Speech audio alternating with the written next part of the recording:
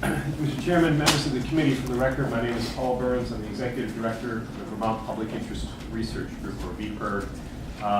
Again, appreciate the opportunity to be here to speak on the bills before you. I realize the time is brief and would be happy to come back if that is useful to you at any point. VPIRG does not support these bills, so we do not find fault with every element of the bills here.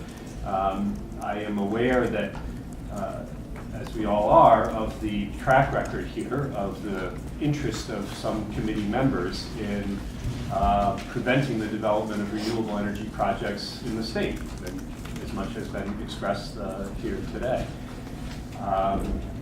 That is the context with which I take the greatest disagreement with the legislation. It seems to me that the bills here, as previous witness noted, are not about advancing clean energy, renewable energy solutions here, but are instead designed to put up barriers, roadblocks to the direction that the state has already established as policy in which it should be heading. So that's the context, I think, that is important for us. VPIRG believes strongly that climate change is real, that human activity contributes greatly to climate change, and that there are vital reasons for Vermont to reduce its reliance on dirty, dangerous, and expensive forms of energy generation. We need to do our part to protect the planet, to preserve our natural resources and our environment, to protect public health, and to create a sustainable economy here with good paying local jobs. And I think that all of these things can be achieved by moving forward with conservation, in the way Senator Rogers mentioned and others clearly support on this committee and more broadly. In that respect, I couldn't agree more, at least with the need to move forward with that, to be serious, to be intentional, and to be generous with the commitment to funding these programs of conservation, weatherization, and efficiency.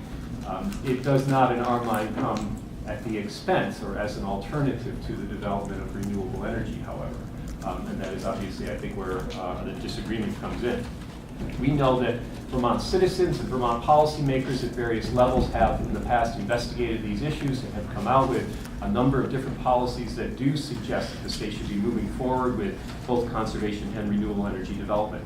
While not everybody is on board with the general thrust, I point to the Caledonia Record, which still denies climate science as an example, and some people disagree with the specific elements of moving forward, whether that be wind, solar, or anything else. The general public of Vermont is strongly supportive of the overall goals and indeed the specific means of getting there, and that includes wind development very clearly. So while we are headed in that direction, this legislation seems to, in some respects at least, seek to put up some barriers to that, and again, in that respect, we do not support it. We do believe that local input is valuable, even critical to good decisions by the Public Service Board and the various state agencies that have a role to play here.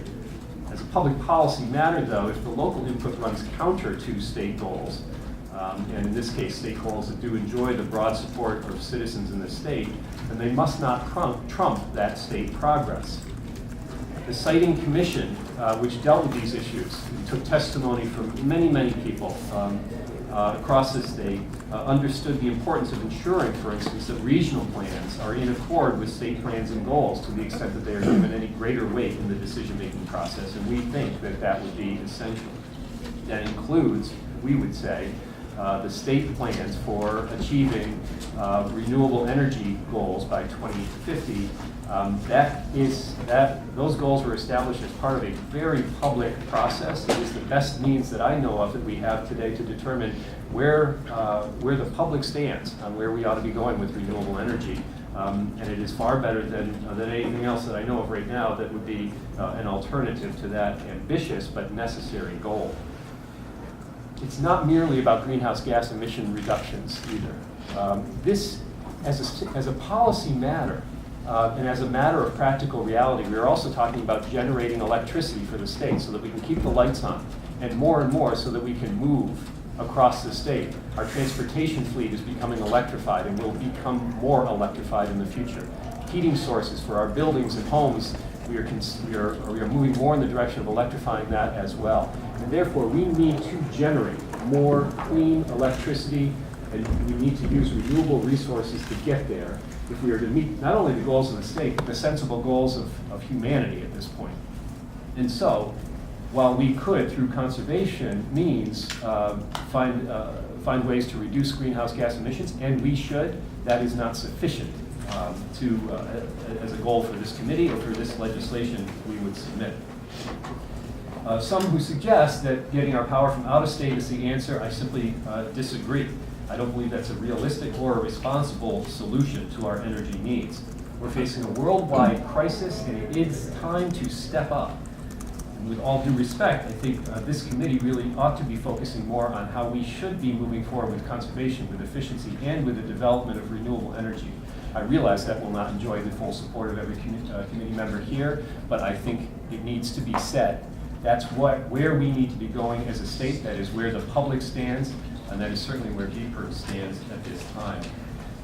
With respect to some of the particulars of greater citizen involvement and party status and some of these issues in S201, we certainly have no objection to that. There are other elements that we would have greater concerns about with respect to provisions here that could actually result in diminished protection of public health and our environment. But I would be happy to try to address those in questions, come back, or provide some additional testimony at a later date.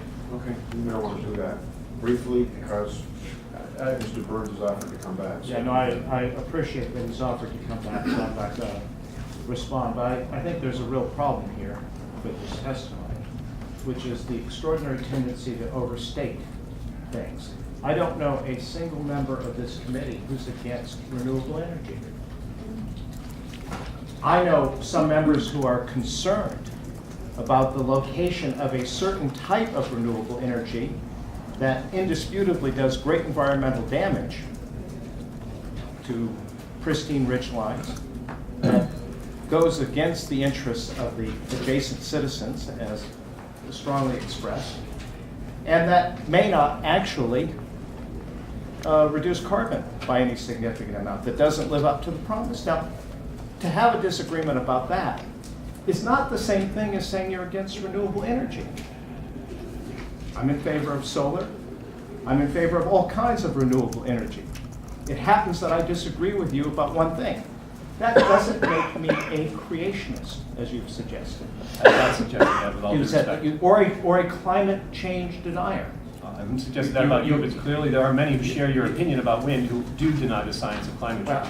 You don't disagree with that, do you, Senator? I think that there could be many people who share your opinion on something, and it doesn't make you, whatever it might be, a racist or something else, because you happen to have the same opinion as somebody who's a racist. This is just nonsense. I have a question. Is it possible for Vermont to buy electric power in Arizona? I don't know. You don't know. You have suggested to me in the past that you don't know whether it's a wise choice for Vermont. Is that what you're referencing at this point? You do not know whether it is physically possible to transmit power from Arizona to Vermont, in spite of the expertise on this? Obviously, there are well, power I can tell lines. I know you've suggested it may be a wise choice. I disagree. I've with you. never suggested that, and I would think anybody would suggest it would be stupid, but it's contained in an email. You suggested it to me. I would be happy to go on oath right now if you'd like to. I'll tell you what I suggested. I said, and I've said it here today, that dollar for dollar, that the problem is global warming, and dollar for dollar, producing renewable energy in places where there is a lot more renewable energy, like solar in Arizona, dollar for dollar will have a greater impact on greenhouse gas. That's an entirely different statement from the statement that Vermont should buy its power in Arizona. And it's characteristic of the overstatements that you make that you would send that out in an email. Senator, we've made the point here, and Mr. Burns is not going to sit here and agree with you. So, well, I'm sorry, I'm talking about an email that he sent out characterizing my position. I stand by that email in its entirety, Senator. Okay, so now we have a point of disagreement. Okay, can I get to mine, please? brief, mine will be brief. Refrain from getting into it. Yes, and I would add- Pushing and- the witness into a debate, which I don't want. With all due respect, I think we sat here and listened to much of what Mr. Burns had to say, though I disagree with some of it, and we sat here quietly and listened, and I would ask for the same respect. One quick question. Do you believe that an accounting of greenhouse gases is a good idea when we're talking about the type of industrial wind development that some of us in this committee don't like? Do you think that we should ask for a complete accounting so that the public can weigh whether it's really reducing greenhouse gas or not? I think, Senator, if you had a means of determining the life cycle, through a life cycle analysis, the net impact of all energy uses, driving your car, turning on your heat, turning on your electricity, where all of that comes from, that would be wonderful. I don't know of such an analysis that exists today. Clearly, wind, for what it's worth, would come out near the top, the best, with Okay. respect to greenhouse Well, gas no, emissions. So if my- you could do that, I would be wholly in favor. My question is, and it's a simple yes or no answer. When you have an industrial wind development like Lowell, should we or should we not know what carbon they've emitted in the construction and what carbon they are saving in the production of energy? If you could do that through every energy Yes or use no? resource. Should, if not- possible, not for should we one- know? For one resource, no. Okay, Just so do we it for all. don't care. And then the other point that I would like to make Answer the question. is that, so we don't want to know. In the Castleton poll, is that the one you're quoting? The promoters are That's- overwhelmingly in That's the favor? most recent one I'm aware of. Okay, Senator. so the pollster in the Castleton poll did point out, when broken down further, every area where an industrial wind site was proposed, they voted against. So it's extremely easy for people who are not impacted to vote in favor of something that will impact their neighbors. That, I don't need a response from it, I just wanted to make that point. The Castleton poll should not be taken on a whole, it can be broken down and give you a different result. Senator, with respect, that is false. No, it's not. That is false information. I have spoken to the head of the Castleton Polling Institute, who explained in detail that that information simply is false. He did not break it down by town. That poll cannot be broken down by town, broken down town by town. What he did provide me, however, Senator, was the regional breakdown. And in every region of the state, there was overwhelming public support for wind development on ridgelines. You are incorrect, and I would love to have an explanation for how you can be saying this when it is explicitly and absolutely false. It was written in publications. Someone interviewed the pollster, so I don't know where you got your information. spoke with the pollster. But Okay. I also know that in my area, we have had official votes, not polls, official votes of registered voters, and you can't deny the results of those votes. I don't deny that. I simply take issue with your spreading false information as fact. You and I disagree on what the If I had to information is. guess, okay, Senators, I think we develop some points of controversy, disagreement, however you would like to describe it. The goal is interesting. It's subject to being massaged, it's subject to changing with a news story that comes out tomorrow, which means the polls about some election will shift in the next 48 hours. Right? So, can we move on, or do you? I just I don't want you to have- make the witness have to fight with you. I just have a comment, because I think there's a style of making a case here, which is that if your views are shared by somebody who has an extreme view, therefore your views are discredited. And I was reflecting, where had I heard that kind of tactic before? And I think back to Joe McCarthy. That really is the tactic. You already It's raised guilt him once, by you can't raise association. him twice. So, Yes. I would suggest people look back 50 years at that, 60 years at that. That is a very interesting thought, and raised him an McCarthy's overstatement been- and Okay, met okay. met him with a. Senator McCarthy's been Okay. westing in Appleton, Wisconsin for 60 years, right? So. I'll leave it there. Thank you very much for the Thank you for coming. opportunity. Yes. So we'll And we'll come back.